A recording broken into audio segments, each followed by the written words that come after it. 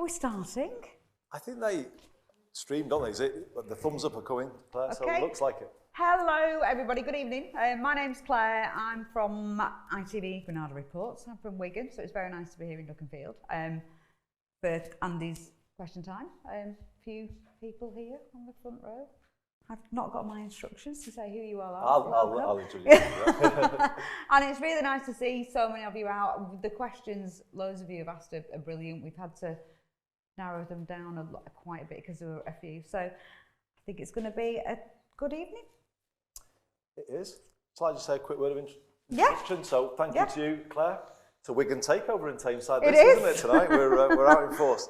But just to introduce other people who are here with me tonight. So obviously I'm Andy Burnham, Mayor of Greater Manchester. Thank you all very much indeed for coming tonight, and thank you to the leader of the council and everyone at Tameside for having us. Amazing room to be in on a lovely night. So great to be here in Dukinfield. We've got Kate Green, Deputy Mayor, Greater Manchester, Policing and Crime, with us this evening. We've got our Chief Constable, Stephen Watson. We've got Leon Parks from Greater Manchester Fire and Rescue Service. Feel like I should have introduced you as well. Borough Commander, have I got that right? Yeah, here in Tameside. We've got other colleagues from Transport for Greater Manchester as well. We've got Alex Cropper here. So we've got councillors as well. I'll do the politician thing. If you ask me a hard question, it goes to the front. You know, you'll spot that when I'm doing it. No, I try not to. I try not to. Whatever you want to ask, really, and it's an opportunity just to kind of really find out about any aspect of Greater Manchester life that you want to go, or indeed more national issues if you want to ask that as well. So I will play everybody in on the front row. So we've just got an hour and a half to have a good conversation about what matters to you, really. Thank you, everybody, for coming. Okay, we're all happy. So we'll crack on with the first question then, because we've got a lot to get through. This one is from Myra Ranner. Is Myra here to ask the question? Not, so I'll ask it. Okay. This question is, which I think is quite a good one. What steps are politicians taking to address the participation crisis when it comes to younger people and get more younger people involved in things that are going on? Yeah. Okay, that's a good one to start with, isn't it? So, yeah, we could have worked harder to get some younger people here tonight. You know, I was really conscious in leaving Westminster that Westminster wasn't connecting with young people. In many ways, they'd often been made the target for cuts. You know, we could talk about a lot of things that kind of been taken away from young people in terms of, obviously, youth centres, youth facilities. I know Jed and the colleagues here in Tameside work hard to maintain a youth service, but it's not true everywhere. Obviously, some of the things around education, tuition fees, and all of those things. So when I came in as Mayor of Greater Manchester, I was really determined to say, we're going to kind of make you our priority. And so you may all know we brought in the R Pass, which is a free bus pass for 16 to 18-year-olds. And you know, I will defend it to the hilt, because I want any young person growing up in this borough to know that at 16 they can go and they can find opportunity in Greater Manchester. And I always say to them whenever I see them that this is our statement of belief in them. We are backing you. Greater Manchester is investing in you as young people. And you know, that I think has kind of really made an impact, because I get, in any given week, young people will come up to me and say, oh, the R Pass, is it going to be permanent? And I can confirm it is going to be permanent. And so we did that, and there's been other things that we've done. We've got a youth combined authority. So actually, Kate and I go around and we do a lot of community-led visits as well, where there's lots of young people. I feel, I don't want to overclaim, but they are reasonably well engaged with what's going on in their world in Greater Manchester, and they can see their place, hopefully, in Greater Manchester. I worry a bit more about the lack of connection with things at a national level. But we've certainly tried anyway to put that message out that young people are our priority. And one thing I would love to talk about tonight is the plan that we've got for technical education. So in my view, for too long, the university route has been allowed to dominate education. 36% of kids in Greater Manchester go to university. Now that's a great thing, and I'm not in any way undermining that. That's a really brilliant thing. But what is the message to the 64% of young people who don't want to go on the university route? And I think it's it's not a good one, is it? They kind of perceive that they're not as the same priority as young people who are on the university route. And I am absolutely on a mission to change that and create two clear, equal routes. The stress there is on that word, equal routes. One academic, one technical, so that young people have got a kind of clear direction, a clear path.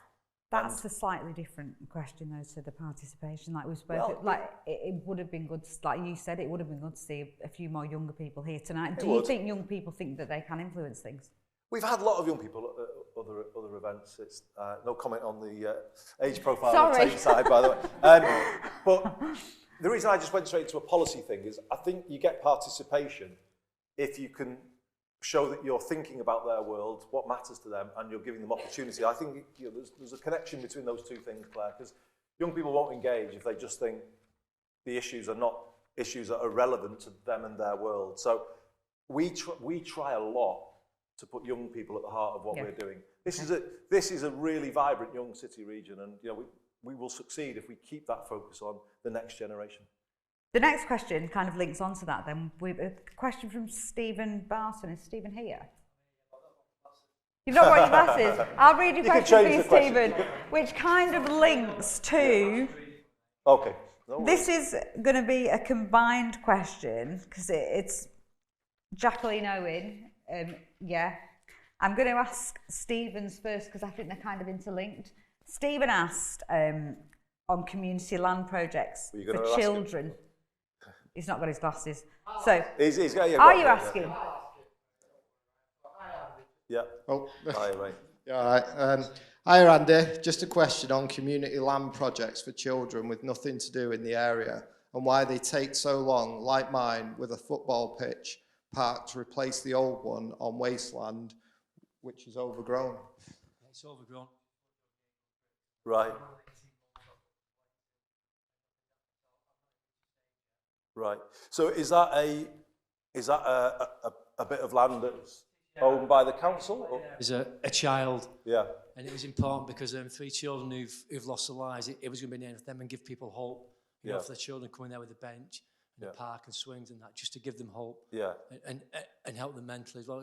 It's really important, but we've not even reached a stage yet at all. Right. And so what you're kind of applying to... Yes, I've applied, yeah. Have a sort of lease for pictures on there? And, it was January of last year that I actually applied. Okay. It's just, is it a club? Have you got like a local club? No, I just run a food bank. And I run as independent council this year as well, so... Right. So it just seems to be... One thing I can point to, I don't know whether Jed would like to come in on this as well, but one thing I launched as mayor, which was in my last manifesto, was a Green Spaces Fund. And there's been one grant here in Dukinfield. There's been a few in Tameside actually, but there was definitely one. So this is a fund at the GM level that can be applied to. Obviously it helps to have the support of the council as well, but I would definitely, and I'll let Jed come in. Yeah, the land referred to actually isn't for sale, but, and because I'd seen the question earlier, if he contacts the officers or emails me, we'll put him in contact with officers. That land it isn't actually a land to be sold because it's part of a wider area in that sense. So it isn't at the moment up on the market to be sold to anyone. But that being in mind, if he contacts us, the officers can speak to him because we do have other bits of land which can actually achieve what he's after. You're looking confused. Yeah. Can you just... Sorry, Andy. Just like a bit of... I'm with Mike Prestwich with Green Space, and I've already spoke to him, and he told me there was going to be decisions soon on the land. That was January of this year, and I've put 4 complaints in, and I've not received anything. I've not reached any stage of at all in any form, and that land is overused. It's full of drug needles, nappies. There's all sorts on it, and I played there as a kid, and it's just been left to rot, and it's unbelievable. Is that more of a council issue then? No, it's just how it is now, isn't it? That's just it. Things just go in disrepair, don't they? They're like, they get overgrown, they get neglected. The swings got damaged. You know the council replace them, which is not their fault. But then it just gets misused. But I mean, Andy, there was a tennis court there, a football pitch. I played there as a kid. Yeah. It's really important in the area. Kids are just there's a lot of like crime and that. And it gives them something to do as well. where they've nowhere to play as well, especially younger children with the park as well. Yeah, I know where you're coming from. I mean, just to give a sort of wider, just the specific sort of local circumstances. I mean, councils all over GM do their best to maintain parks and green spaces, but it's been one of those things that gets harder and harder the more that they've lost resources, because other, there's honestly, and it's I know you kind of feel we might all say it, but there is a lot of truth in it. But sometimes this is where we can help, Jed and his colleagues, if there is something we can add value or if there's an alternative location. There are funds, all I'm saying, at the GM level, or as I've done with other parts of the city region, the Football Foundation is something I know well, and we work with them to bring in extra funds into the city region. So I don't know what the precise circumstances are, but we would always be willing to help if there was a plan. Okay, yeah, I was with Vincent down there. Yeah, thought I recognised you. Yeah, brilliant. Brilliant. I just look at what goes on across our 10 boroughs, and I would have to praise this one. It does more for youth provision, in my view, than some others, and that is a credit, I would say, to the council, because it's hard to maintain it in tough times.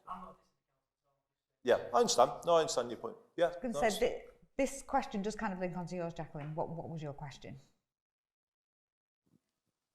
Thank you. My question was, how do communities tackle antisocial behaviour in light of central government funding cuts, having resulted in much depleted youth services and facilities? Yeah. Well, maybe the Chief might want to say something about this, and Kate as well.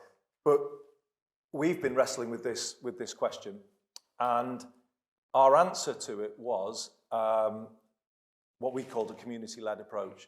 So a few years ago, you might remember when Theresa May was Prime Minister. That seems a long time ago, doesn't it? How many ago was it? That's a really long time ago. I used to get on very well with Theresa May, and I went to a summit with her in Downing Street because it was all this knife crime, what are we going to do? And we put a pitch to them to say, well, look, we would like a violence reduction unit, which we've now got, and we would like to pioneer some new thinking around a true community-led approach to antisocial behaviour, and actually allowing them to gather the knowledge about young people who are causing it or at risk, and kind of being drawn in. So we've established this across GM now, and pretty much all boroughs there's a community-led pilot, and it's very much about networking the organisations that are working with young people, not having them competing or working in isolation, but having them working as a collaborative. And it's beginning to get some really decent results. Kate and I were in the Oasis Academy in Salford just last week, I think it was, wasn't it? And Manchester United Foundation get involved, and well, you're more City over here, aren't you? That's probably the wrong thing to say, isn't it? But is that the wrong thing to say as well? I'm offending everybody, Claire.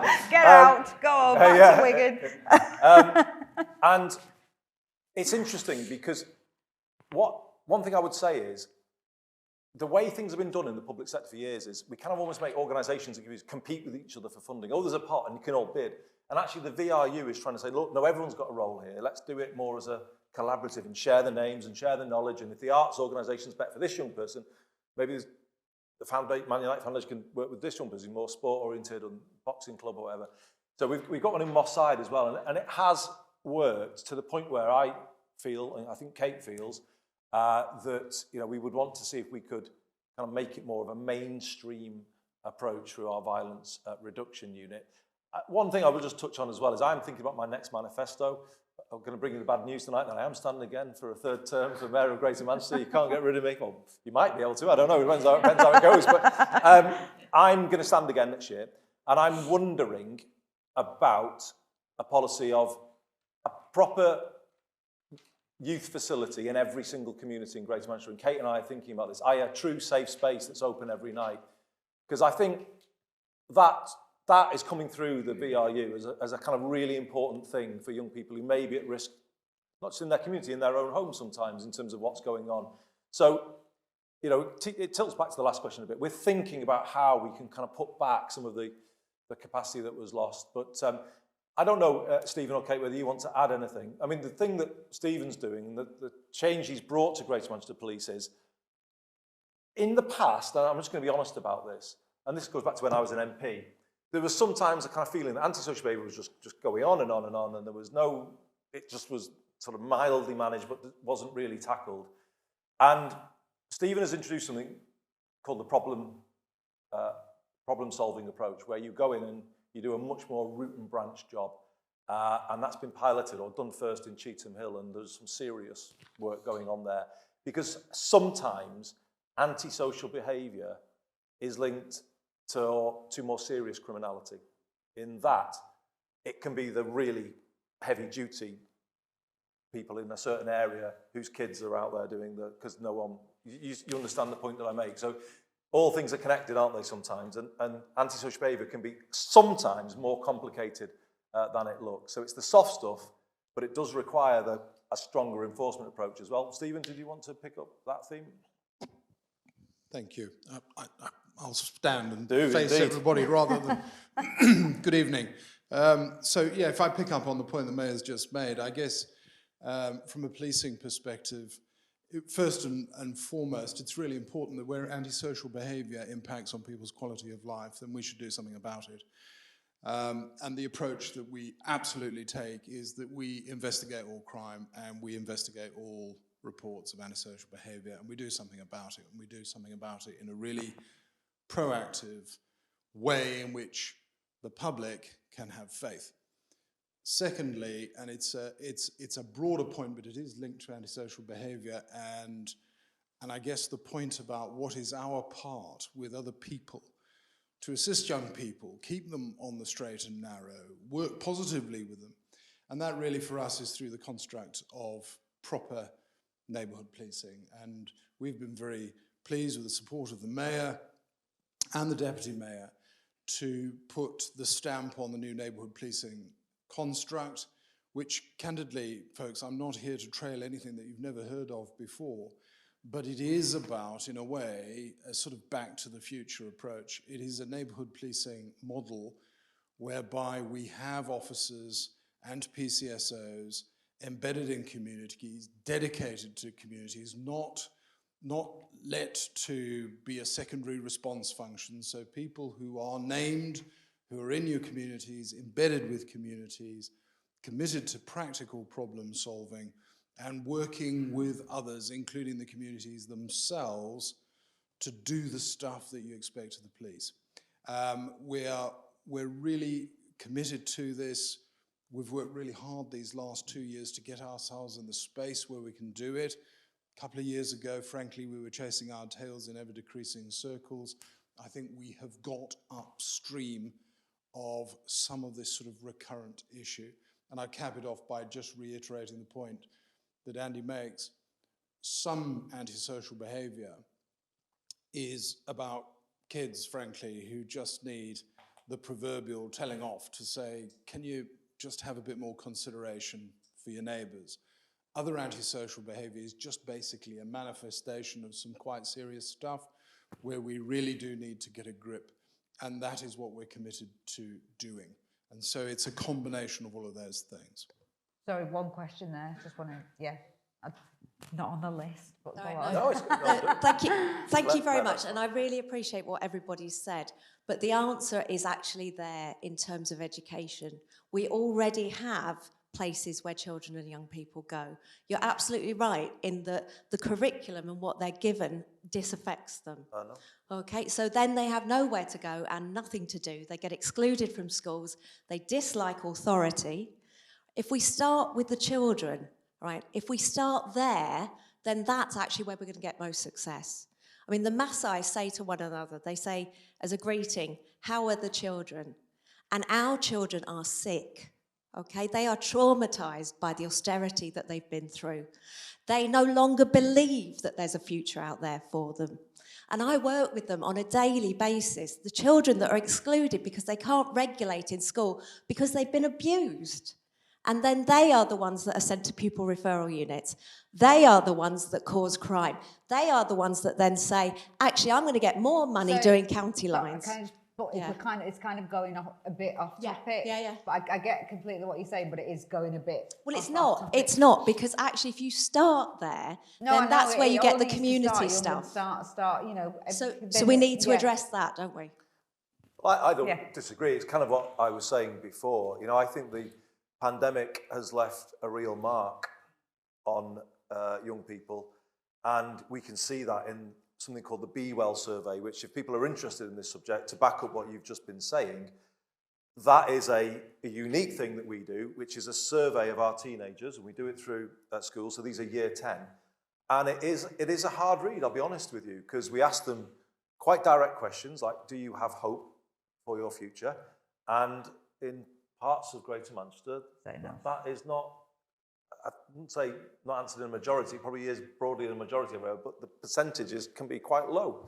And we really need to think about that, not just from the Chief Constable's point of view and all of his team, and also what that means for communities, but actually, you know, for the sake of the city region in the future, we've got to lift them up again, haven't we? And we've got to say to them, look, you can work in this amazing place.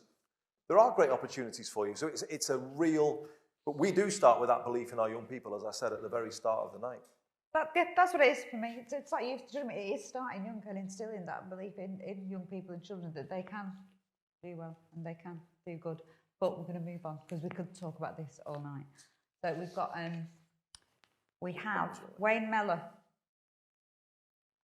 Your question next. This is a complete gear change from this. No worries. What? Excuse me. Hi, my name's Wayne Mellor. I'm a property developer, so please don't hang me. But I'm going to be asking questions from a social conscience point of view about social housing. Interestingly enough, you said we're going to change the topic, but I think it actually links into the subjects we've already heard, such as amenity space for young people, such as educational profiling for young people. And I'm a victim of the system myself, so I was one of those abused people and everything else. So you can change, and there is change available out there. However, my question is, there is a growing shortage of social housing availability within the GMCA. From memory, I think when I spoke to Eamon Boylan last time, he said it was about 90,000+ on the waiting list or something of that order. Yeah. I'm referring specifically to social housing here, not affordable housing, as the two sectors have significantly different differences. When will a strategy be brought forward to begin reducing the growing housing waiting list, given there are existing direct rent models available today that the council could facilitate, and the public bodies could then utilise 100% of public funding to meet the need? And the question that never seems to get answered is, these 90,000+ people are in hostels, bed and breakfast, low starts. Going back to the lady's comment earlier on, they lack hope. And I think it's about giving them hope, creating sustainability, and giving them something to own, whether that be a social charter for themselves within a sustainable community, touching all those and ticking all those boxes as previously mentioned. But no one ever publishes, what does it cost for all that? Yeah. And when you look at local housing allocation, which is effectively rents paid by the government in social housing, what we used to call council housing, I get the feeling that that's probably a lot less than we're currently paying out today. So private landlords. Okay. So that's my question. Yeah. Okay. No, it's a brilliant question. I'm going to do a little plug for an article I've written today. I don't know if anybody reads the Evening Standard in this room, but have a look because I've written about this today. And I've seen the housing crisis through different eyes as Mayor of Greater Manchester than I ever did when I was in Westminster. You know, the Westminster thing is, if you want a housing policy, it's promote home ownership or help first-time buyers or, you know, build X many thousand new homes in wherever. But actually, none of that actually solves the housing crisis. The housing crisis has to be addressed, firstly, I would say, by stopping making the problem worse. So maybe this is an unpopular opinion, but I will say it. If I could, I would suspend right to buy in Greater Manchester, because that just keeps making the stock even smaller. And for anyone who grew up in a council house, you kind of know that is a public good that could be a platform for other people, and actually taking it out of the circulation in the end doesn't make us all better off. It can make us all worse off. But then secondly, you have to start to build them again. Now, I always try and be fair. Michael Gove, I think, is somebody who you can work with and deal with, and we put a pitch to him as part of a devolution deal that we signed earlier this year, and he has given us more control over something called the Affordable Homes Programme, which potentially we could use to build our plan for 30,000 homes for social rent across Greater Manchester. So that is our plan. We are working up a plan to do that. Yes. It's 100%. Yes. It is. Yeah, it is. So we've got a bit more ability to start to do it. But I think also, though, I think it also is about not just building new and always thinking about that. I think it's also about doing something about the existing housing stock. So I announced this on Wednesday, Tuesday, this week. We are going to bring in a Greater Manchester Good Landlord Charter to try and start to give visibility of landlords that people can work with and trust because they're doing the right thing, and there's a set of standards and they're prepared to meet them. But that will then show straight away who is not prepared to sign up to that Good Landlord Charter. So alongside the power we've got over the Affordable Homes Programme, Gove has given us more ability to intervene with enforcement and landlord licensing and other things. And what we're saying is we're going to give Greater Manchester residents the right to request a property check, because there are thousands and thousands of homes in Greater Manchester in the private rented sector. To be precise, a quarter of our private rented sector, Claire, is beneath the decent homes standard.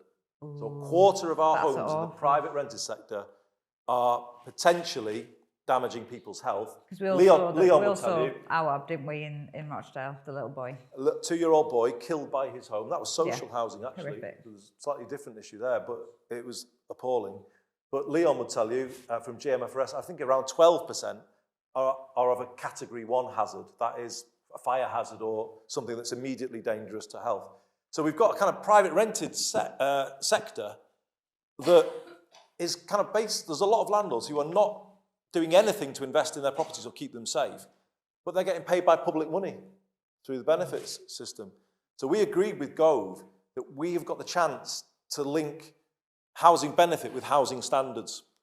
And that is also what we're going to do. And if some of these landlords won't comply, I would like to see if we can get to a situation where we have a fast-track approach to compulsory purchase. So we take some of those properties out of the private rent sector and we bring them into the social rented sector. So I think I think it's such a big issue, and I've been getting my head right into housing recently. It's such a complicated issue. Transport's been my big obsession, and maybe we'll get onto that at some point. I've been doing a lot on that. Technical education, you've heard a bit about that. I'm kind of waking up now as mayor to the enormity of our housing problem. If I'm being honest, I haven't been able to do everything all at once. But that is my looming big priority. And you have to attack it on every level, I think, with some of the measures that I've outlined. So I absolutely agree with you. But we do need conscientious developers like your good self to help us with it as well. Yes? I'm volunteering. Okay, well, I'll sign you up right here and now. Does anyone else have any questions about housing? Well, you said, it is one of your big, massive tasks now. Hi, my name's Tony Moran. I'm a resident in Tameside Borough. But on this one, hi Andy. Hi Tony. If you can remember in your first manifesto, I wrote a very small piece called Private Rental Sector. I had some skin in the game, so I knew what I was talking about. Yep. And we did go into discussions with Tameside Council, and I think our council leader now, Jed, actually was in housing. And we met with the NLA, we met with them, the NRA, and we had really good discussions. And God bless him, I think Kieran King was the leader at the time. Yep. He actually came to it. So we were then getting a balanced view. Because what I tend to find with politicians is that they make great sound bites. Rogue landlords, rogue this. And what I can pick that piece out, and I use the word kite mark to get a standard. And you have got leverage, you've got your power within you now, because you say the rental income is generated by the council or by rent supplements. So you have a leverage. If they don't reach, or landlords don't reach this benchmark of acceptable affordable, you can then take action. And this was a suggestion pre-COVID, is to say, let's get a loan to the house, get it renovated, and take that money away from the rental income. So over 5 years, if it costs £10,000 to upgrade, in 5 years, it's self-financing. So we did, I thought, get to that stage. But unfortunately, we had, in the borough, for whatever reason, we had a change of policy or a change of view. And I think we took a step backward. And I'm pleased to say that now with the new leader and councillors that I've worked with, they're on the same wavelength as what you're saying now. So it's nothing new. We know what we have to do, but what I will say, it's the willingness to do it. Yeah. So I think the public. So do you think it's a good idea then? Do you think it's this? It was a good idea 5 years ago. It was a good idea 10 years ago. It was 5 years ago, and I did propose. You did. Landlord charter. But thank you. No, Tony, I agree with what you're saying. A kite mark for those who are prepared to sign up. And bear in mind, there are good landlords out there. And the problem is they all get tarred with the same brush, as you say, by the rogue or the unscrupulous landlords. So the Greater Manchester Good Landlord Charter would give due recognition to those who are decent and are doing the right thing, but it would isolate those who are not. And then we come in with the enforcement measures that I've described. So the only thing I would say to you is, we've waited a bit of a time, though, to get our hands on this issue. And I'm only going to be fair. Gove has actually helped us and listened to us, and he's come forward. He was, by far and away, the most kind of proactive in the devolution discussions. So, we've now got a bit of our hands on the system, finally. That's all I can say. And we're ready to move strongly now in that direction.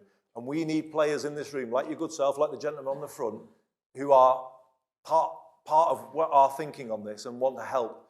And maybe there are some players out there who want to help us take some of these properties out of the private rented sector and, the things we can talk about there. So, yeah, the time is now to really get into this issue.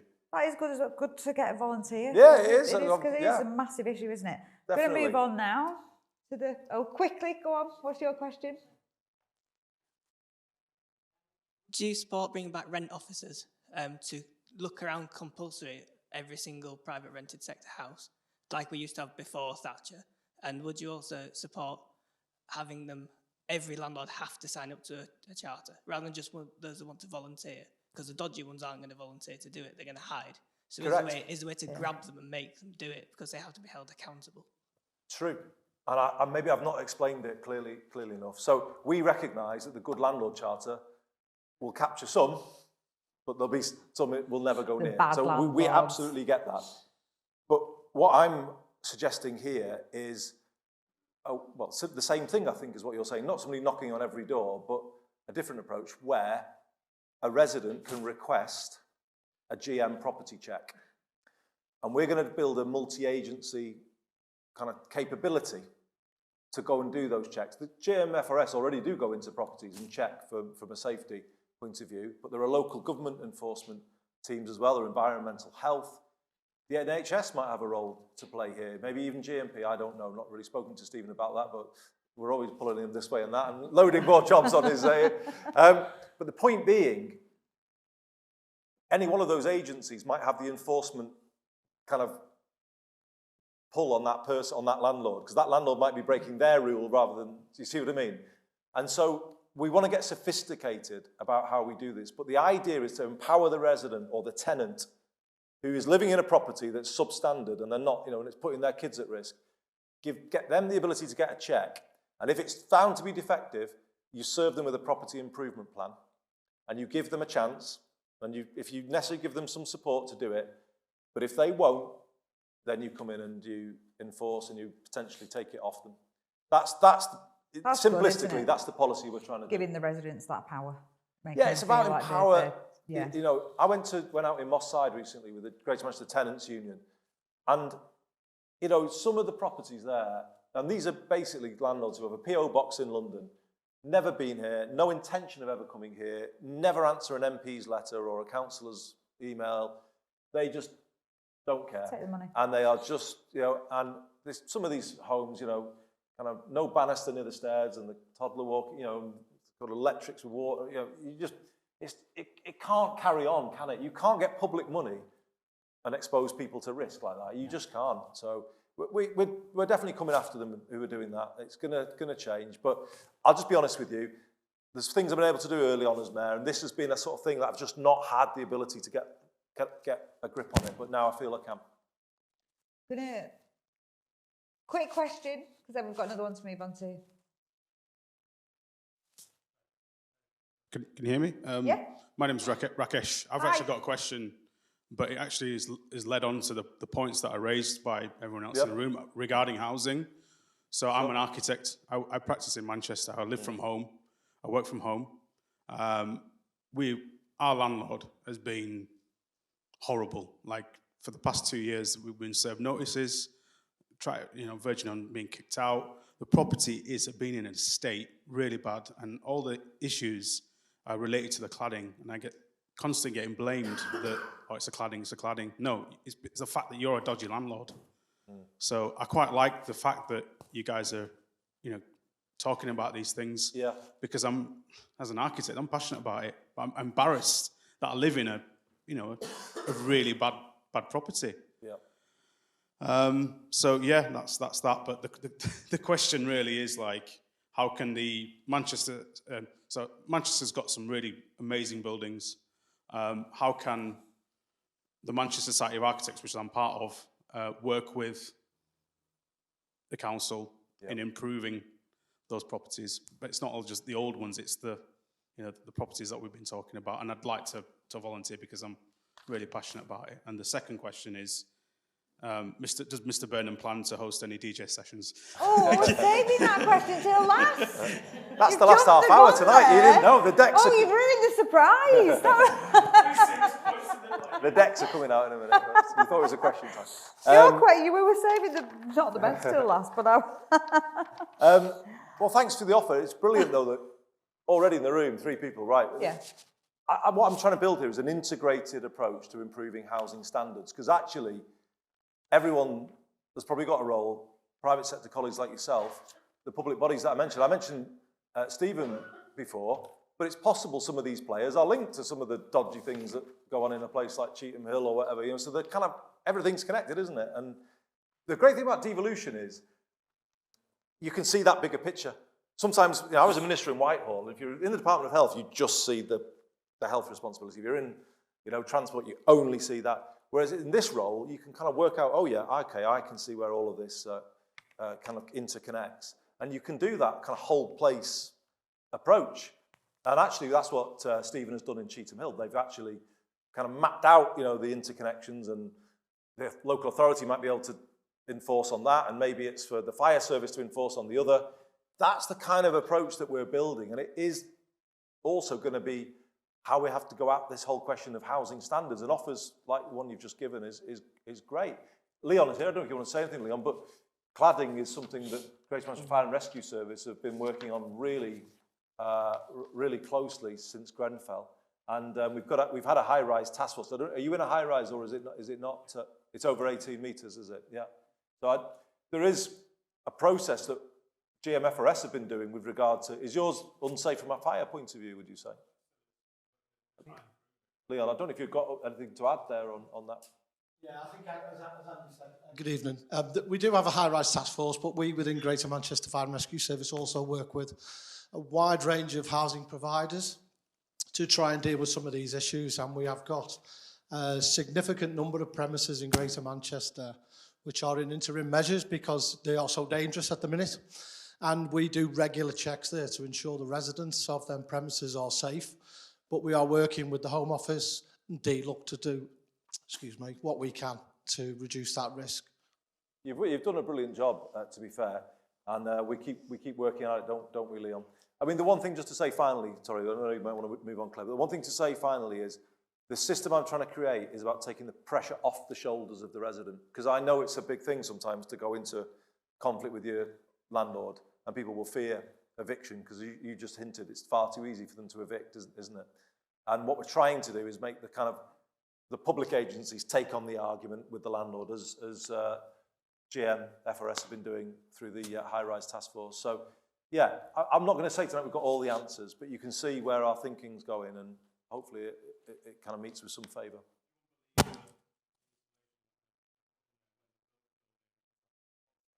Yeah. Well, do you remember you remember the fire in Bolton? Do people remember the fire with the cube, the student accommodation?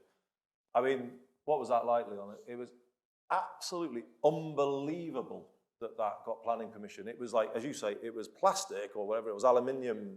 What was it called again? HPL, and it had then sort of fiberglass behind it, a big gap, and then wood, and it just was like well, God. Well, you saw it by the way it went up, didn't you? And you know, we're still working through these issues now. Good to see everything that's going on there with that, and it's good to get volunteers already from those last few questions. It certainly is. Moving on to the next question now, which isn't housing. It's a very short question, but it's a big question. It's from David McAllister. Is David here? Go on with your short, big question. They're always the hardest one, the short ones. Yeah, it is. Hi, Andy. Hi, David. It's just what you're going to do to support the NHS and the care sector. Yeah. Oh, God. I mean, I am a former health secretary, and this is starting up like a long answer already, isn't it? I do despair for colleagues in the NHS, really. The kind of sense of focus has gone, hasn't it? And then in the care sector, even harder again. What are we going to do? We do have a situation in Greater Manchester where there is a high degree of partnership between the NHS and social care. We have a situation where the councils have agreed to move towards paying the real living wage for care staff, which is a big statement, I think. We're the only part of the country to do that, all 10, and we're working towards that at the moment. Does that solve things? No, I'm not going to claim that it would. I think we need ourselves to start working out, irrespective of what happens nationally, a proper plan, particularly for the workforce, because I think the biggest risk to the NHS in the period that we're in now and social care is that sort of hemorrhaging of trained staff. And it does go back to that question about technical education. We are proposing a health and care route where we rethink some of the pathways for young people into the system. Now, I know that's not, we haven't got the means to fix the NHS overnight, but we can start to think about what are the things that support it in the medium term.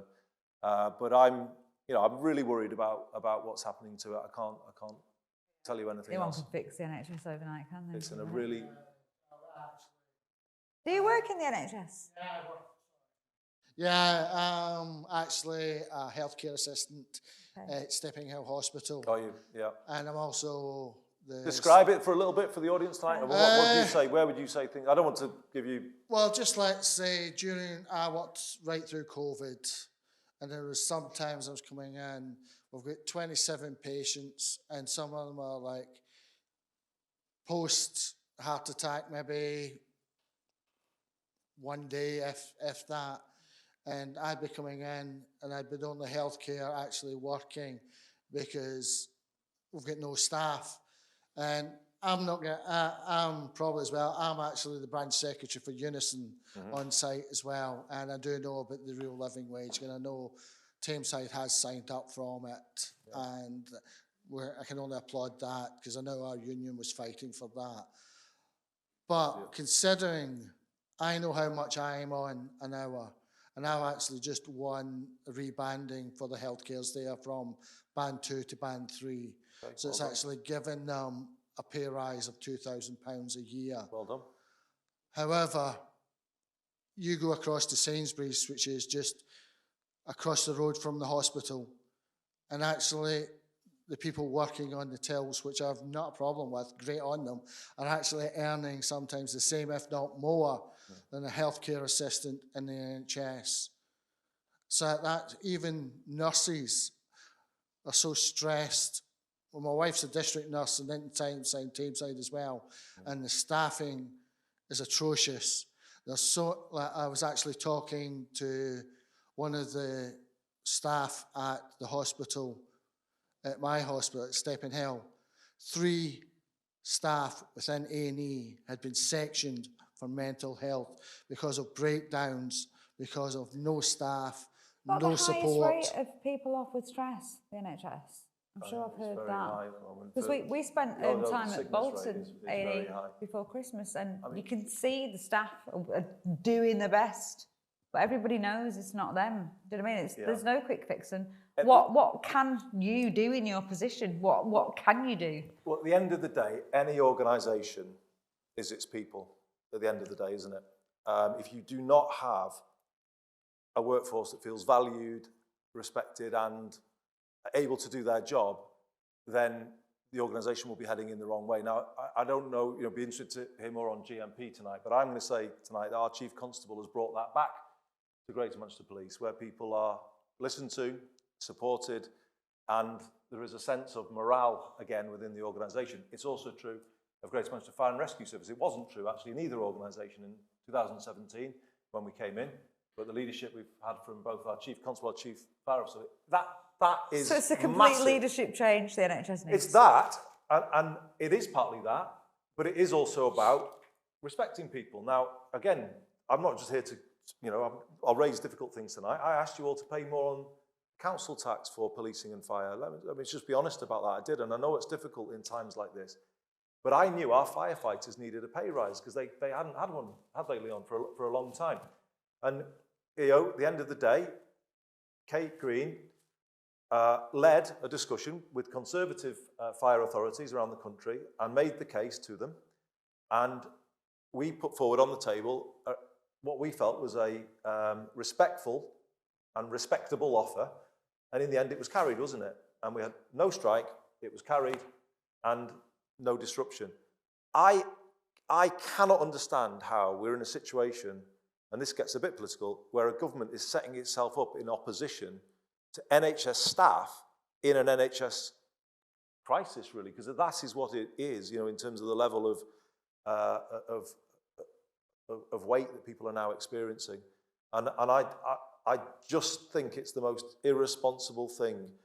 My style always, and I'm not just saying this is easy sitting in this chair, because I was the health secretary.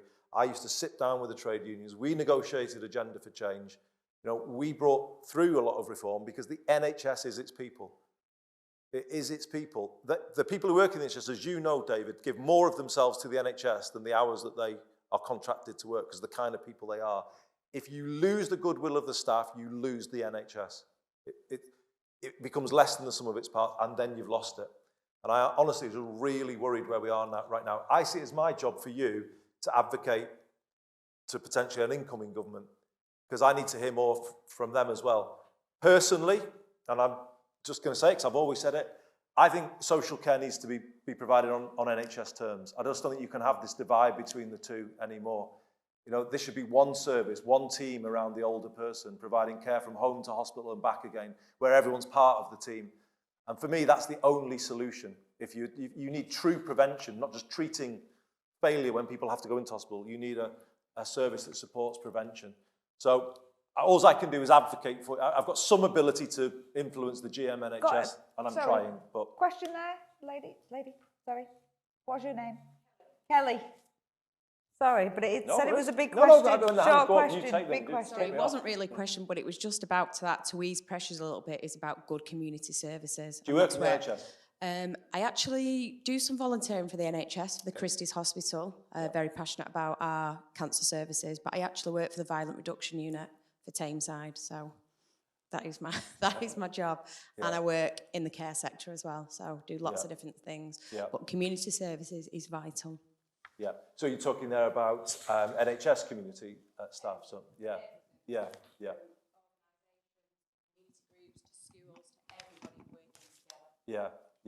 no, absolutely.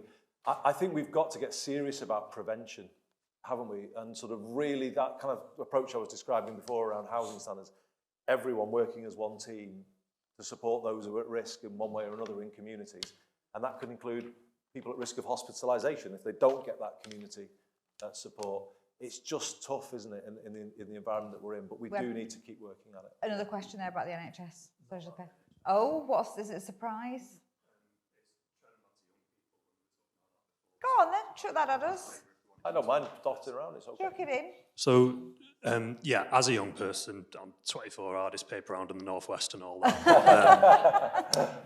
when we talk about young people, I kind of want to talk about the age range we use, because I appreciate everything that has been said about children, 16-year-olds, 18-year-olds, all the things you have done for them. But when we talk about traditional markers of adulthood, you know, we talk about people, we did everything we were told. I was born in the late 90s, so to give you an idea, the first election I could vote in was voting for you in 2017.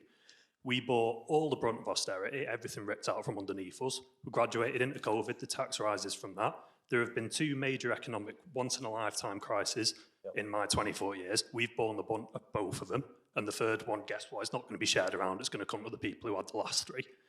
Getting on, I'm so glad to see the discourse around landlords changing, because let's face it, they provide housing in the way a scalper provides concert tickets. Like, we've come out, we pay, graduates now are paying a near 55% marginal rate of tax on top of contributing, and then like we talk about housing as an investment opportunity or like a pension fund. We already pay the pensions through taxes, and then the rest of our wage is going on the rent to further top up. What's your question about young people? So I know. The question about young people is basically, we have been utterly left behind from everything. The generation that came before us, we're going to be the first not as well off as our parents. And I appreciate that you're talking about doing things for children, doing things about people sort of just coming into the adult world. But for people in their mid-20s, we have had absolutely nothing our entire lives, and we feel utterly left behind as we go forward, just some forgotten generation in between two prosperous ones. Yeah, no, I really hear what you're saying. Obviously, I see it to a degree in my own kids. My own kids are in their 20s now. And I mean, I won't go too far into this because it's a different topic, but the fees they pay for university, I am left asking myself, are they getting anything like the treatment they deserve for the fees that they pay? And I really struggle to answer that question positively. It's, you know, it's I don't know. In my opinion, even though I'm not allowed an opinion as a journalist, but I think some things are a lot more valuable than university. I've not been to university. But for those who go, they pay. And pay a lot of money. Incur a debt, and I don't see the level of support and that they get from those universities. A few nods there. I mean, you probably know what I'm talking about. I mean, so I agree. I agree with you. There's a limit to what I can do from here. I'll just be honest with you. So I have had to. I do prioritise those 16 to 18-year-olds because for the reasons that the lady next to you was giving. You know, that for me is about hope that they've got something when they're at that critical moment in their life. I can't afford to. We can't afford to say I mean, you know, it's everyone's money, isn't it? You know, I'm given the job of prioritising it until someone else is given this job. And I'm trying to say, well, where can I make most impact in Greater Manchester? I'm trying to give those young people the chance to go anywhere they want to go to study or to get a job or whatever it might be at that age, because that's a crucial age, Claire. But I mentioned 30,000 homes for social rent before.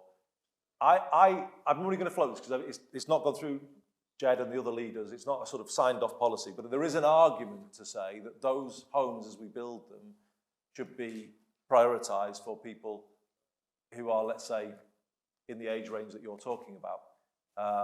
Because, you know, I think we recognise that the challenges you're facing are greater. So I'm not in any way denying what you're saying. And that thought has gone round my mind about whether or not that would that be challenged by older people who would say, I don't know. But also, though, just to say quickly, the B network, we've not talked about it much tonight. Oh, well, you've not seen the next question. Oh, all right, then. Well, I won't go into it in detail. Oh, we've got a question there. Just very quickly, I'm conscious that some people of your generation, not that you've no plans to own a car, but you just maybe can't even contemplate it because of your other overheads. The B network is very significantly about helping people in their 20s and 30s who rely on public transport, who don't get anything like the standard that they should from it at the moment, and we start to give a proper alternative that is much more affordable, and that again is meant to be something that might help. But I wish I could solve more from here, and obviously there's a limit to what we can do. Quickly, the question there. Thank you. Firstly, thank you for coming. No worries. I'm not. Thank you for coming as well. I'm not from Dukinfield. Put the microphone up a bit. For context, I've come from Oldham. That's how excited I was about it. So my question is, and I hope you don't mind me doing a preamble. For almost all of your term as the Metropolitan Mayor of Greater Manchester, there has been a constant concern around your plans to increase building on Greenbelt under whatever guise, the GMSF or PFE. And these plans have been challenged by campaigners across the combined authority area. This opposition, much like in the case of the Clean Air Zone, which is another very unpopular policy of yours, made you revise the plans.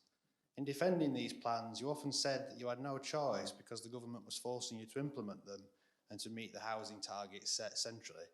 However, the Prime Minister removed these targets, yet your plans are still in place, and the Labour Council in Oldham hailed the addition to Greenbelt in our borough.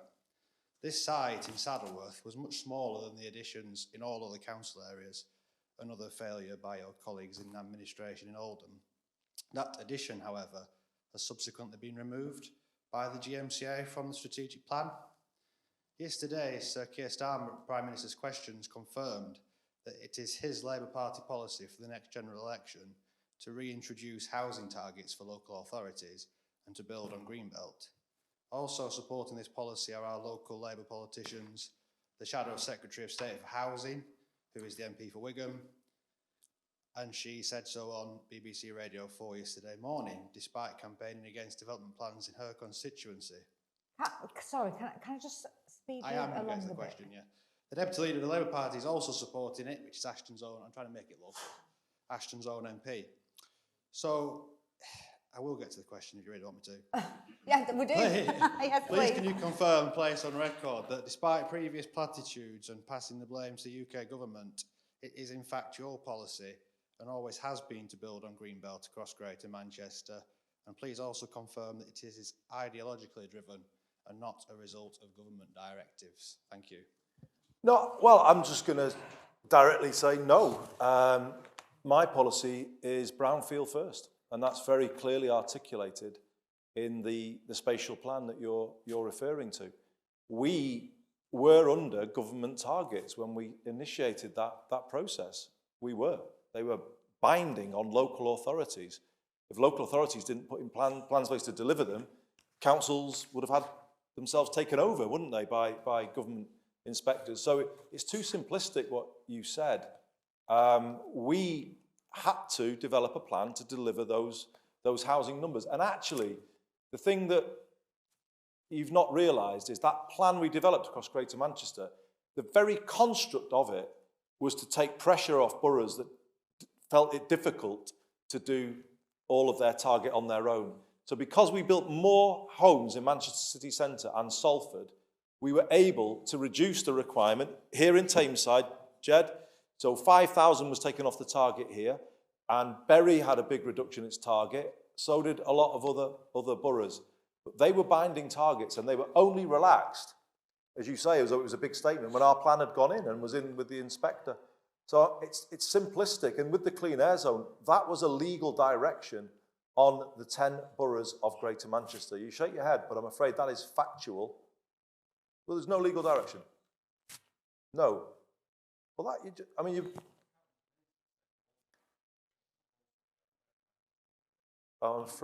I'm afraid you just have to be factual. Jed, is there a legal direction on your council, or is there not?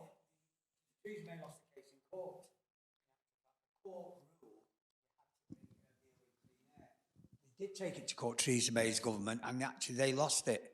And that was it. Then the court instructed us all to bring it in. So okay. I'm not saying we then have to implement, and so the plans that then come from those directives, but I just would ask you, challenge us by all means on some of the detail of those plans and the site you mentioned. Fair enough, there's a conversation to be had about that. But we've got to get political discourse back to a position where we're debating actual position, and then people can take their view on the position.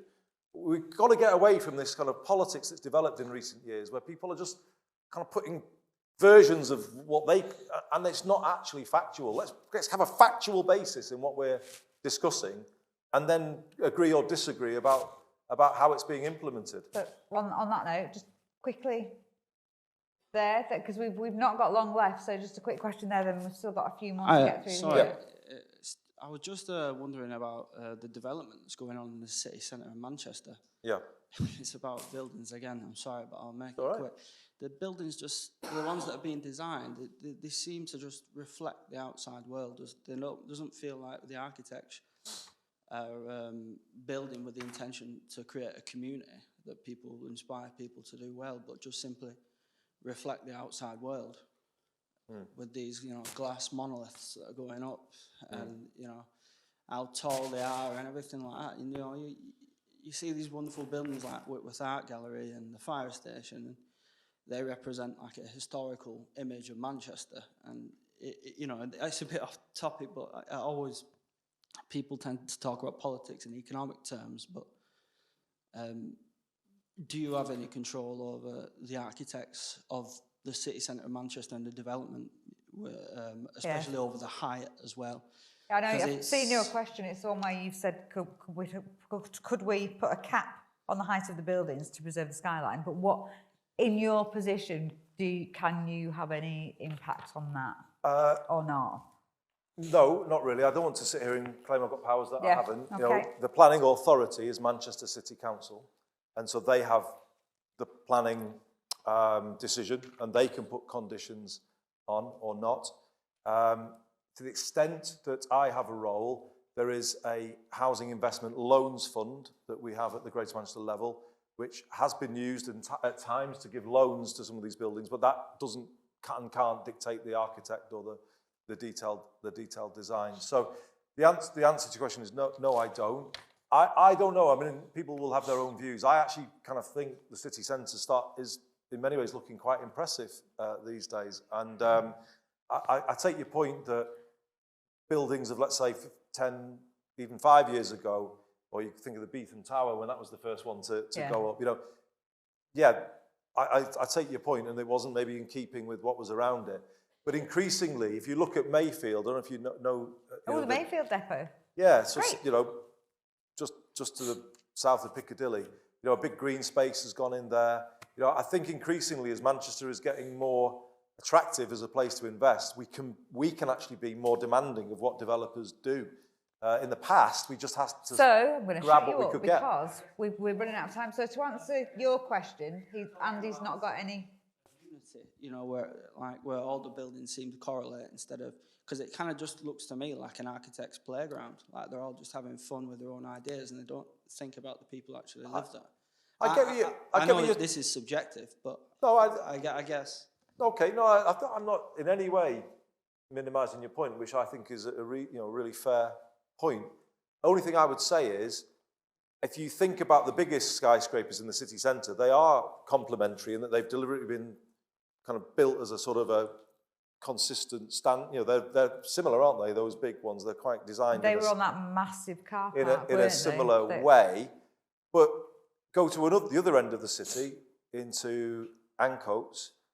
I think you've got to give some credit where it's due there, where the City Council have taken older buildings and actually given them an incredible new lease of life. And actually, Ancoats, to be honest, is actually a real wonder of Manchester now. These are really old buildings, many of them Grade 1 listed, that are now fantastic modern buildings, but obviously very much in keeping with that area. So it's a mixed picture. I understand what you're saying, and you're right to debate these things, but you know, I think there's a sort of a, you know, well, there's going to be two ways of seeing it, isn't it? And I understand the point you're making.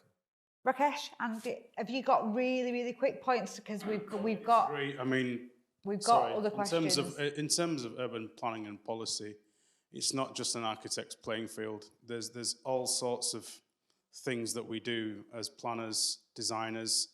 You know, we get the council involved. It's not necessarily the mayor's issue to be dealt with. It's left at you know, Julie Roscoe, Dave Roscoe. It's not just I just draw something and then it gets developed. You know, we use theories. We use Richard Rogers' Adam Power. We use urban planning policy frameworks. We use Manchester City Council framework agreements. You know, it's not just someone just doing a doodle and then thinking, oh yeah, I'm going to build that. You know, the amount of training that architects go through. You know, I've been through 20 years. So you know, people turn around and say, oh yeah, you just draw something.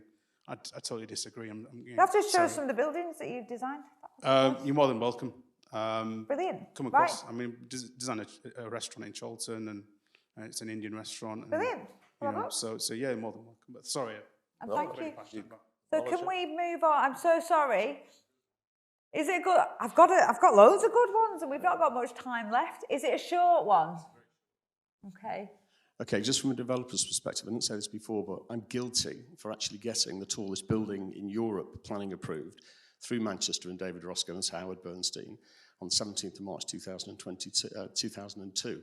And that was through challenging the Civil Aviation Authority's ruling on 42 stories being the highest you could go, which is what the Beetham Hilton would have been had we not got and challenged the fact that there was a big 9/11 issue at the time, but every single city, and it was the aspirations of the city, to be an international city, to compete against other countries, not just London. So with that in mind, I appreciate everyone uses the name Manhattan. I probably invented that in 2002 myself, but there we go. There shouldn't be a restriction on height. The comment and the final point I'll make about this is, and it will be backed by the architects, is on the scheme that we look to do at Piccadilly on a 60-storey building there, which is now going to be the HS2 station, ironically, got bought by HS2 office. There was something like £10 million worth of public realm in there. And you've got to take that into consideration in amenity terms and everything else, and that's for the public. So it's not just about ivory towers for rich people. Okay, great, right. Brilliant, thank you. Nice little debate there. Thank you, everybody. Moving on now to your favourite thing. The trams and buses and the B network. Yep. This is from Jeffrey. Is Jeffrey here? Jeffrey Owen? Yeah. Anyway, he gave us like lots and lots of points. We condensed it. But he says trams and buses make up the majority of the B network. But he said, what about making use of commuter rail services, developing circular light metro network under existing railway lines that are underutilised across Greater Manchester before, you know what I mean? I do. What about doing that instead? I do. So that is definitely part of the thinking. So we are looking to expand Metrolink, and the priority will be to take it north up through a big employment site called Atom Valley, which is off the M60. It's not called Atom. Well, it's going under that name, and it's not there yet, but it will be once we put the infrastructure in. But this would be to then potentially, because it's not approved yet, but it would be to use some of the heritage railway as it goes through sort of Middleton, Haywood, and then up to Bury.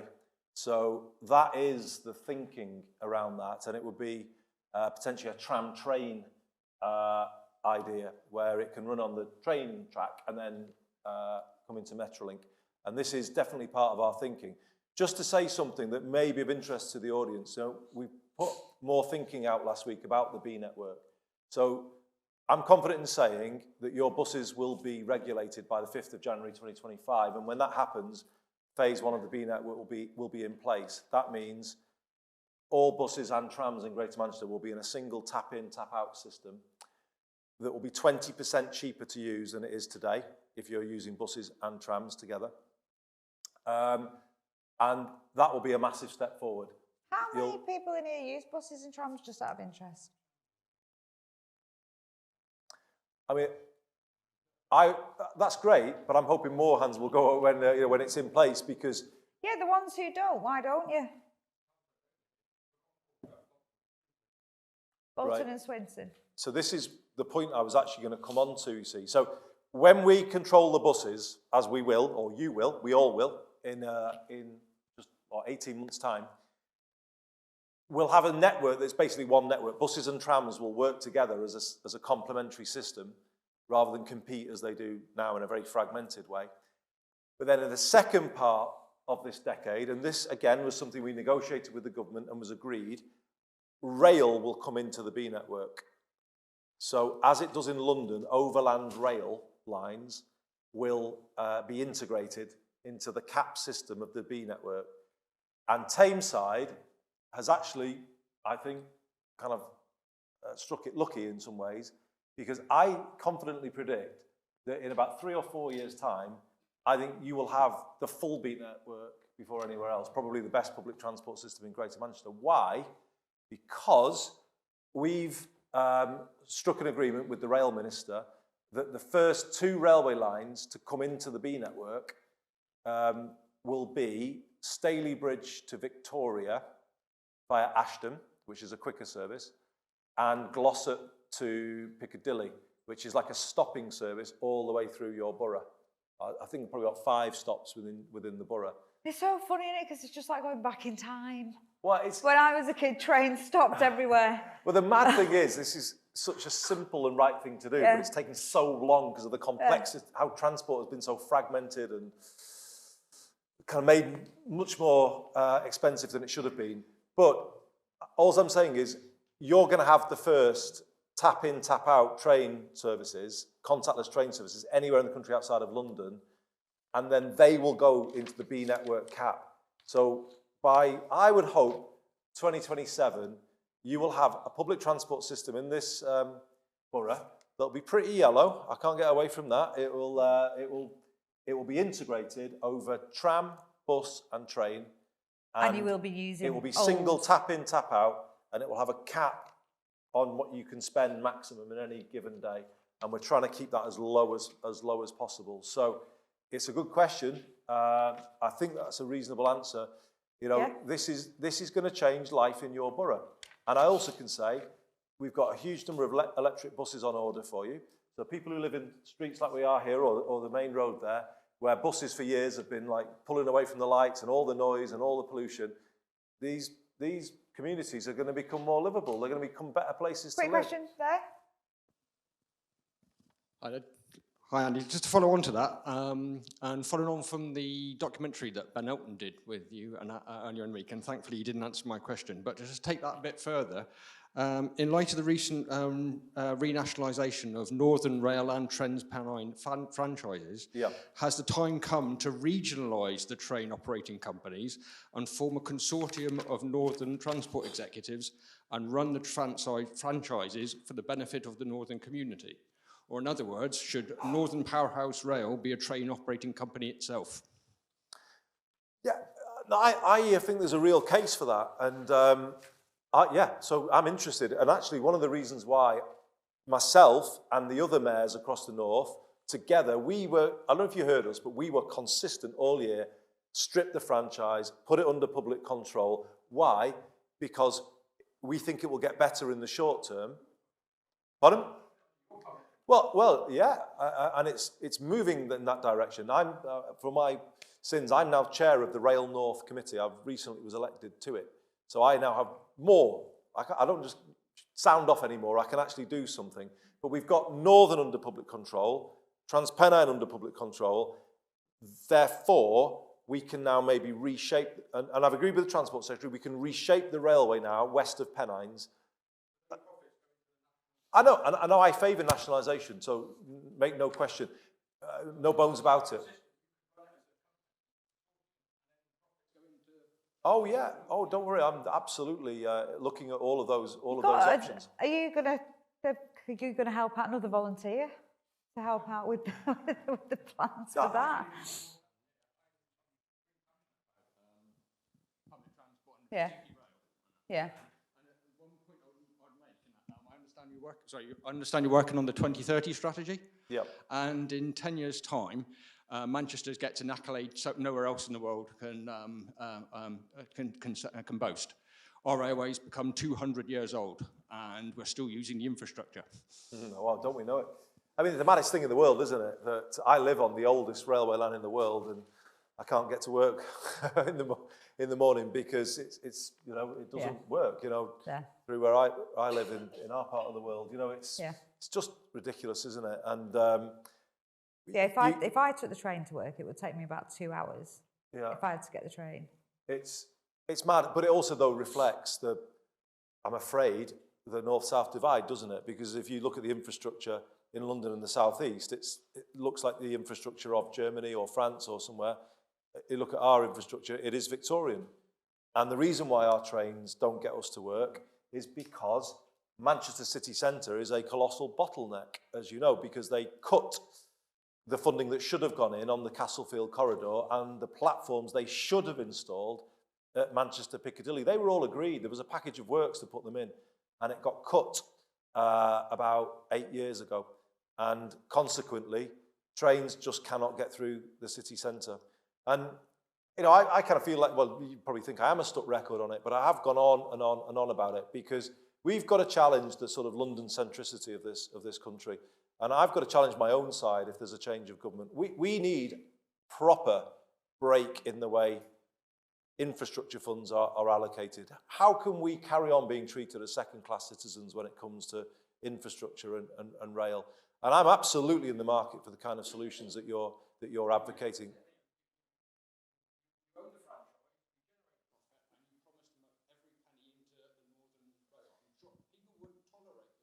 I think people... Yeah, I'm with you. I'm with you on that. We had a point there, the gentleman. Also, I would just say, in terms of a climate point of view, for as long as it's cheaper to catch a plane than a train, we are in completely the wrong place as a country. But look at the cost of train tickets. They are ridiculous, aren't they? Hi, Andy. Just on the north-south divide, on the radio at the moment, there's an advert for the Mayor of London saying that he'll give up to £2,000 for scrappage of old cars. I'm just wondering, will you have that ability to be able to do that in the near future? Because if the London Mayor can do it, why can't you? Yeah. Well, it's kind of what I was just saying, because Transport for London has had colossal public subsidy over decades that we just simply have never had. I was negotiating with the government recently on transport recovery funding. This is the money that makes up the shortfall in passengers that we've still got post-pandemic, and also subsidy towards the electricity cost that Metrolink has had. After months of wrangling, we got 40% of what we asked for, so give me a 60% black hole. And I said, how, this is to the Transport Secretary, how can you justify that when London got 70% of its recovery ask? I mean, how?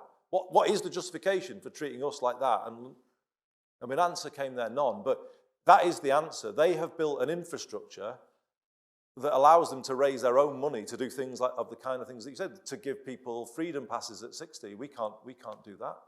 So that's the answer. The differential in funding is sort of decades old. When they deregulated our buses in the 80s, the theory was the market will solve it. You don't need any subsidy. The market will make it better. There'll be more buses, more routes, lower fares. Competition will bring it all down. So, well, what's happened? You know, the total opposite is what's happened. And they thought they could run transport outside of London without subsidy. And that's what they've been trying to do for 3-4 decades. You add into that privatised trains with the hiking up of rail fares. The only bit that we've done ourselves is the tram, but as any Greater Manchester councillor knows in this room, we've had to finance it ourselves. So Metrolink has to wash its own face. There is no subsidy. It has to sort of break even on what it raises from fares. Do you think that happened with the tube all these years? No, it didn't. They got a subsidy to run it. And I just think we should get more outspoken about these things. You know, we were promised levelling up. Where is it? You know. Hang on, we've got two. I'm conscious of the time. The lady there with the blue t-shirt on. Hello, Andy. My name's Barbara Smith. What you just mentioned about the free bus passes for over 60s down south. Yeah. Now, I've read it on the internet that Liverpool have actually got it as well, over 60s, free bus passes. Why can't we have it in Greater Manchester as well? Is it just a money reason? It is a money reason, but it was a decision of Greater Manchester to do it differently. And what they decided to do, and actually I support it if I'm honest with you, because I think it would be very hard for us to sustain free travel at 60. I don't expect free travel at 60, and you know some people might need. I fully accept that. The decision here was to give people more when they retire. Free bus, tram, and train. So that is the deal people get here when they retire. And obviously, Liverpool don't have, they have Merseyrail, but they don't have the trams like we do. So they get, you get rail and bus in Liverpool. Here, you get tram, bus, and train. So that's all I can say. The decision was taken to do that. And also allocate a bit more money to concessionary fares for younger people and other people as well. Okay, no. Good, I'm conscious. It's a good question, thank you. With loads of good questions. I'm going to chuck this one in because it's very different to everything else you've been asked tonight. This is from, where is it? This is from Jyoti Rao. How do you, this is a bit of a curveball, how do you envisage AI affecting the economy? Oh my God. What's your thoughts behind AI? Well, I'm not, and, you know, how I we could can waffle now, and I probably won't. I'm gonna know. I don't know whether. And how, Stephen, whether you have a view about that or anyone? How we can ensure or green Alex, jobs. We've not heard from. No. Actually, you could Google Chat GPT or whatever, and it would give you a very good answer to that question, Andy. I'm no expert at all on it. I actually think it's an opportunity to get more efficient, more effective. If you look at some of the health improvements that AI is now looking to do that helps find cancer treatments that previously would take us decades after decades after decades, now the power of AI, they can put it to work. So I think there's going to be massive benefits to the world. But what I can't comment on is some of the negative downsides that you read in the press lately. There's a lot of people making statements that it's going to take over the world. Are you an expert? AI will be like any other technical development. It will be at the mercy of whoever's in charge and whoever's got the most money. So actually, whatever drives that agenda is how that's going to be. And I would say that points to very close and tight regulation of it. And I think what we're living through at the moment is the failure to do that in the past. Look at Thames Water today. Now, that's a very different issue, but the failure to tightly regulate in the public interest leaves you at the mercy of very big vested interests that can work against the public interest. So I think Manchester, Greater Manchester, has been famously a place that's faced up to the future. You know, we haven't turned our back on the future and it's all too... But I think we need to do it with eyes fully wide open. It may bring benefits for policing, it may bring benefits for transport, but let's be really, really careful and have the ethical considerations right at the forefront. Because I think they must have seen Short Circuit. No, but do you know what I mean? It's like things can go wrong, can't they? I'm fascinated with it. I know there are a lot of benefits. I've got one. See, I'm looking at the time now, and I don't think there's enough time for this question. I'll keep it short. It's right. Let me find it. It's from the same guy who asked about the railways, and it's about clean air zones. Yeah, we know it's under review. You can ask about the clean air zone. It's not. But he's saying the clean air zones will negatively impact smaller businesses. The plans for walking and cycling schemes and active neighbourhoods could have a negative impact as well. But what the gentleman's saying, I can't remember his name, but there's limited involvement in the decisions from people that it impacts. So are you going to develop a strategy? No, because it is under review. Are the people that this could impact, are they going to be consulted a bit more rather than something just being, the sign's going up, this is happening, this is going to happen? Are they people, small businesses, are they going to be consulted on it? Definitely, and I know people may not feel this, but we did listen a lot. I mean, I take, the gentleman raised a question before about this a few moments ago. If it was just us, Bradford wouldn't have a clean air zone, Birmingham wouldn't have a clean air zone, Bristol wouldn't. These have been imposed with a lot of anger in other parts of the country. And in the end, what we kicked back against was exactly what it was being done. The government dropped these legal directions on us, Jed, didn't they? Didn't give us enough funding to help people change their vehicles, and then all of a sudden said, okay, local government, we're not... They tried to say, we've no fingerprints on it, over to you. That's what they tried to do, and they've done it to other places. And this is a thing that everyone feels about it. Why do you think then people were like, oh, it's yours, it's your idea? Well, it worked for them, didn't it, the way they tried to do it? I mean, we tried to do it in good faith. I'll just be honest with you, Claire, what happened. We excluded cars because we knew that would cause, we just said, no, this should be vehicles that are commercial vehicles.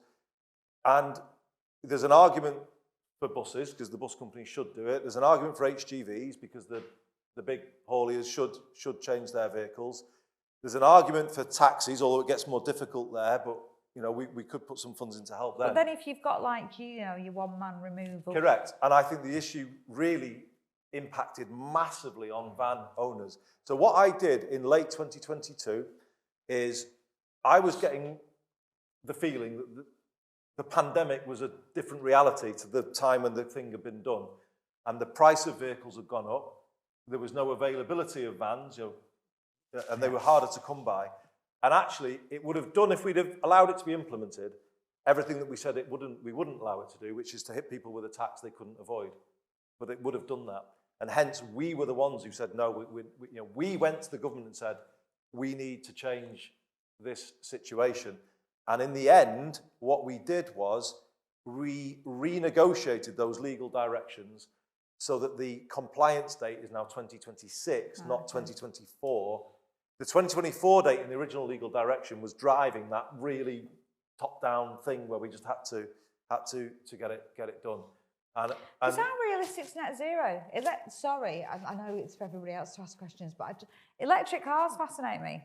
Is anyone interested in electric cars, like that whole thing? The things that are coming out of transport's changing, and actually, to be honest with you, the B network will do more to clean up the air than the Clean Air Zone ever would have done, because the Clean Air Zone only deals with nitrogen dioxide. Whereas if you get people out of EVs as well, EVs put particulates into the air. So EVs... And they're heavier than normal cars, aren't they? Well, they may be. I mean, but what I do know is they will actually pollute the air. So the answer to this is get people out of cars and onto public transport. And the B network, as I said before, will put a lot of electric buses on the road straight away. You will see a massive difference in this area when the B network comes here. Because as I say, we've got buses on order for you. So I'll just make, so I see all the hands have gone up. I'll just make this point really quickly. I don't think the journey to net zero will go in the way we want it to if we're whacking people towards it with a big stick and taxes. I think the lesson, and there is some lessons, I'm not saying there was no responsibility here, by the way. I accept there were some decisions made here that we take responsibility for. In the end, the 10 leaders and myself have said we should have an investment-led clean air zone, i.e. give people incentives to change their vehicles, don't just clobber everybody with a tax that they can't avoid. That's our proposal in with the government. They are still requiring us to model a charging zone on the city centre, and that is where this issue is still based. But we want a non-charging zone. Did you have something to ask about the clean air zone? I'm a transport planner, so I'm interested in all this. I agree with all the Metrolink. Obviously, I love the Metrolink. I have a question related to public transport use and trying to boost it. In that, are you going to take franchising, obviously, of buses? Would you support proper actual ownership of the buses, as in pre-1974? And secondly, is a specified point, next to Victoria Station, there's the disused railway tunnels as you enter Victoria, where Metrolink has taken over 3. There's a new building there, been put up only 3 years ago, which blocks off now 2 of those tracks, in case you ever want to expand Victoria Station, for the extra 2 tracks and take Metrolink over. Was that an oversight, and can we do anything about it now? I don't know the answer to that second question, and I'd have to look into that one and come back to you. In terms of would we want direct public control, I'd like it to be an option, definitely. The law doesn't allow us to do it on the buses, but we could do it on the tram if we chose to, when the contract of the current operator expires. So I take the point that was made before. I think public transport needs to become a public service again. Not an opportunity for whoever, speculators, to make money. I think, I'm not against private operators playing a role, but only if it's a reasonable role and a good solution. So no, I'm open to that. Quick question.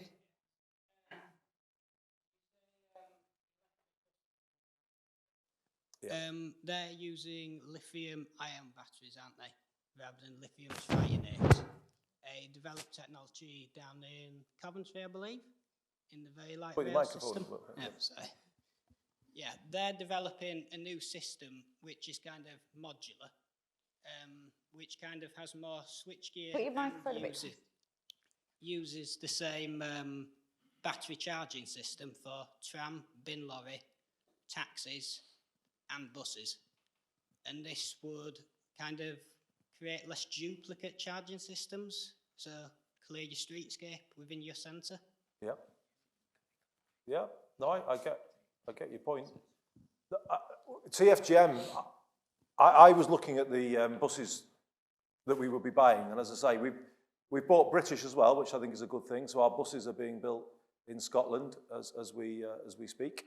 I looked at whether we could go hydrogen, but Alex and TFGM gave me the clear advice that electric is the best option, partly for the reasons that you are giving, because they're known and they're successful, they're operating everywhere now. So we've kind of made a bit of a decision to go electric. The infrastructure that's going into our bus depots now is, I mean, I just thought you might be able to hook them up to the mains and everything, but no, it's a lot of infrastructure is going into.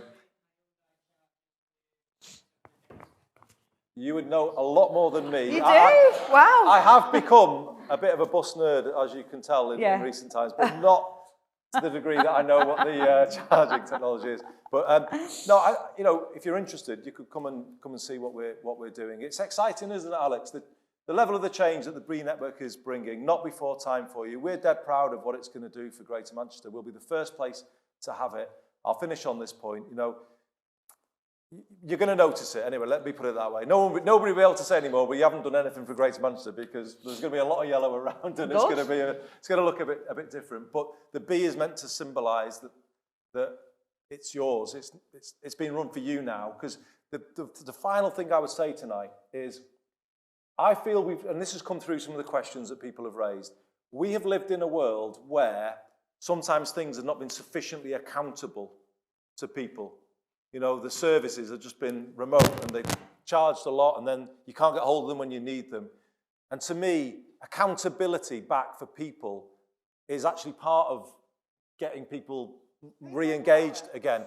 Isn't it? Our Chief Constable, as I said before, our Chief Fire Officer, I think, are making GMP and Greater Manchester Fire more accountable again to communities, because they've got those named teams in your area overseen by our Borough Commander, Phil. That is what we want from our public services for you. And let's be honest, they weren't sufficiently accountable in the past, but we've changed that. But here's the thing about transport in Greater Manchester.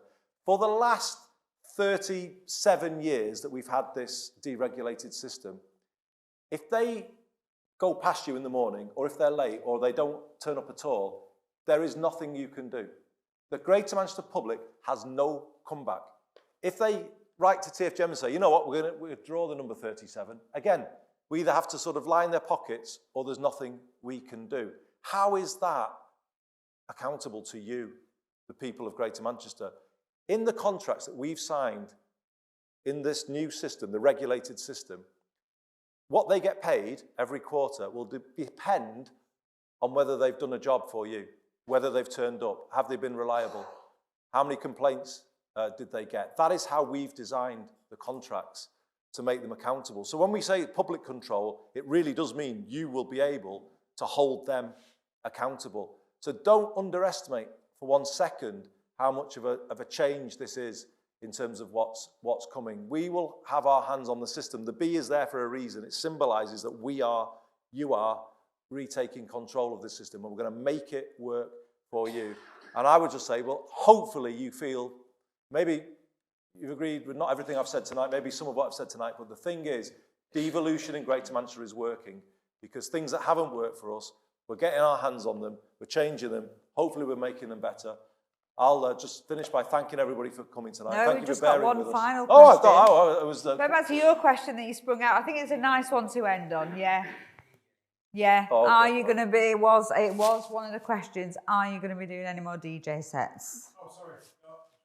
Well, I might need a new job when it comes to May 2024. Who knows? I am standing for a third term, but I make no assumptions about what might happen, and I do enjoy a bit of DJing on the side. So yeah, but the reason I do it, because I get criticism for it. You know, there's always somebody on Twitter. Oh, they think you should be literally at a desk like 24/7. Well, I've got time to DJ. Well, time to do something else other than. But my best comeback to it is that is core business for the Mayor of Greater Manchester. No, this is a music city region, isn't it? This is got music in its DNA. I mean, the Mayor should be DJing. If you're not DJing, you're not doing your job. You need to be DJing on a bus. That's what you need to be doing. Exactly. Well, right, now you've given me another idea. I've actually got an idea. Here's my best idea, I've had as Mayor of Greater Manchester. I've got a bid in for Liam to do the next stop announcement on the trams and the buses. Now, what do you reckon about that? Would that not liven up would it liven up your journey home? I don't know. But it'd be pretty good, wouldn't it? So watch this space. We'll see whether he needs a new assignment. Yeah. Given his brother's not Liam's the best one, isn't he? Anyway, yeah. And Andy, thank you. Thank you, everybody. Always, Claire. Thanks to you as well. I think that's been... Has everybody enjoyed it? Got all your questions answered? Okay. Thank you. Thank you. So, yeah. Really interesting for me as well to see how passionate everybody is about where you are, what you're doing and the state of everything. So thank you for having me here. I enjoyed it. I might come back to Dukinfield. I'll scurry back to Wigan now, but thank you very much, everyone, and thanks, Andy. Cheers, Claire. Thank you. Thanks, everyone.